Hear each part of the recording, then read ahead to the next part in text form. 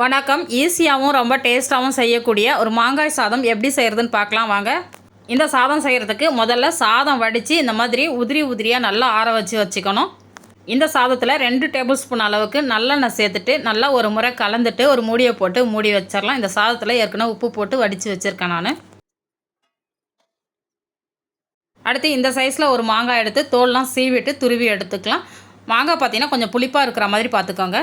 மாங்காய் பார்த்திங்கன்னா பெரிய பல் இருக்கிற கேரட் துருவத்தில் வச்சு துருவி வச்சுருக்கேன் பாருங்கள்.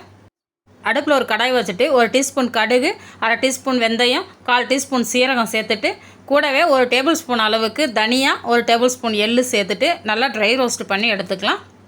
இது எல்லாமே லோ ஃப்ளேம்லேயே எள்ளுலாம் நல்லா பொரிஞ்சு வர வரைக்கும் வறுத்து வேற ஒரு பிளேட்டுக்கு மாற்றி வச்சுக்கலாம். மறுபடியும் அதே கடாய் அடுப்பில் வச்சுட்டு ஒரு 3 டேபிள் ஸ்பூன் எண்ணெய் சேர்த்துட்டு எண்ணெய் நல்லா சூடானதுக்கப்புறம் கடுகு, சீரகம், வெந்தயம் சேர்த்து நல்லா பொரிஞ்சதுக்கப்புறம் கடலைப்பருப்பு, உளுத்தம்பருப்பு, கொஞ்சம் வேர்க்கடலையும் சேர்த்து நல்லா செவக்க வறுத்துக்கலாம். இது எல்லாமே லோ ஃப்ளேம்லேயே நல்லா வறுபடணும். இது கூடவே 4 காஞ்ச மிளகா 2ஆக உடச்சி வச்சுருக்கிறேன், அதுவும் இதோட சேர்த்துட்டு நல்லா வறுத்துக்கலாம். கடலைப்பருப்பு, உளுத்தம்பருப்பு, வேர்க்கடலாம் நல்லா செவந்து வந்ததுக்கப்புறம் ஒரு 4 பச்சை மிளகா 2ஆக கீறி வச்சுருக்கிறேன், அதுவும் இதோட சேர்த்துடலாம். கூடவே ஒரு 2 கொத்து கருவேப்பிலையும் சேர்த்துட்டு கருவேப்பிலையும் எண்ணெயிலே நல்லா பொரிஞ்சு வரட்டும். இது கூடவே 1/2 டீஸ்பூன் பெருங்காயத்தூள், 1/2 டீஸ்பூன் மஞ்சத்தூள் சேர்த்து ஒரு முறை நல்லா கலந்து விட்டுடலாம். இந்த மாதிரி நல்லா கலந்து விட்டதுக்கப்புறம் நம்ம துருவி வச்சுருக்கிற மாங்காவை இதோட சேர்த்து நல்லா கலந்து விட்டுடலாம். மாங்காய் சேர்த்ததுக்கப்புறம் ரொம்ப நேரம் வதக்கக்கூடாது. ஓரளவுக்கு இந்த மாங்காயில் இருக்க ஈரப்பதெல்லாம் போகிற அளவுக்கு லோ ஃப்ளேம்லேயே ஒரு 2 நிமிஷம் மட்டும் வதக்கி விட்டால் போதும்.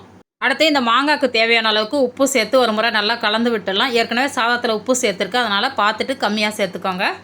இப்போ ஸ்டவ் ஆஃப் பண்ணிவிட்டு கொஞ்சமாக கொத்தமல்லி இலை தூவி மறுபடியும் ஒரு முறை கலந்து விட்டுடலாம். இது ஒரு 5 நிமிஷம் ஆறட்டும். நம்ம வறுத்து வச்சுருந்த கடுகு, வெந்தயம், தனியாக எல்லாத்தையுமே இந்த அளவுக்கு கொரப்பாக அரைச்சி வச்சுருக்கேன். ஏற்கனவே நம்ம நல்லெண்ணெய் ஊற்றி கலந்து வச்சுருக்கிற சாதத்தோட இந்த அரைச்சி வச்சுருக்கிற வெந்தய பொடியும் சேர்த்துடலாம். இந்த சாதத்தை நல்லா ஒரு முறை கலந்து விட்டுடலாம். இந்த சாதத்துக்கு டேஸ்ட்டு கொடுக்கறதே இந்த பொடி தான், அதனால் கட்டாயம் இந்த பொடி அரைச்சி சேர்த்துக்கோங்க.